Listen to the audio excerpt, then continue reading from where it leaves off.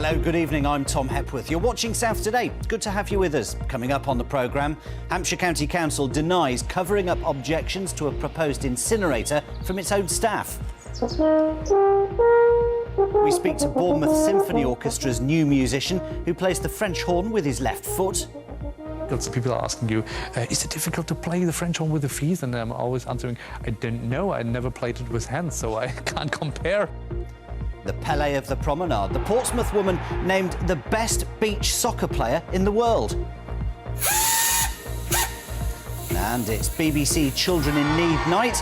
We'll see how you've been raising money and where it's going to locally.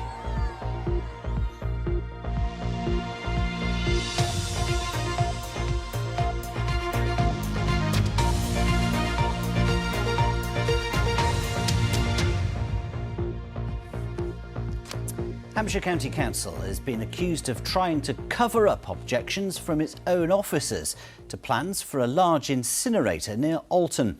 Campaigners who submitted a Freedom of Information request found a critical report hadn't been published and attempts made to downplay its findings.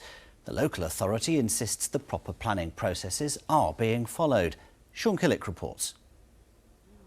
Surrounded by farmland and countryside sits a waste recycling plant beside the A31. Veolia UK wants to replace it with this, an energy recovery facility which would burn non-recyclable commercial waste and produce enough electricity for 70,000 homes. But campaigners say it will be 3 times the size of the existing building. The final decision rests with Hampshire County Council. The campaigners submitted a Freedom of Information request to the council, which revealed 2 unpublished documents.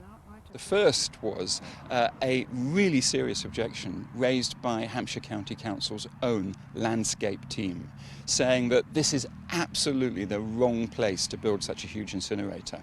The problem is that objection's never been published on the council's own planning website. The second document uncovered was a note from the Planning Department to the Strategic Planning Department in August, which asked, "Can you please raise this as a holding objection rather than an outright objection? It's a controversial application and an apparent outright objection is likely to be jumped upon publicly." We're really worried about what this says about possible bias on the council's part towards Veolia. They've been in a waste management partnership for 30 years. They've worked together a long time, and we're worried that they might be unconsciously biased towards Veolia. The council's deputy leader, Rob Humby, told us, "I am confident that the planning process has been undertaken correctly to date. It was purely an administrative oversight that led to a short delay in making the officer's initial comments public, and this was rectified as soon as the omission came to light." He added the professional opinion of council officers, such as the landscape team, isn't the same as a response from outside organisations and is advice to the planning case officer. And he says there is no connection between Veolia's speculative commercial waste development proposal in Alton and the council's contractual relationship for municipal waste disposal and recycling. Veolia told us the proposals meet with the adopted Minerals and Waste Plan and national policy, and the purpose of the development is to manage waste that is currently either landfilled within Hampshire or sent out of the county for disposal. The landscape team's document is now on the council's website 9 months after it was written. A public consultation continues until the end of this month. Hampshire County Council is expected to make a decision early next year.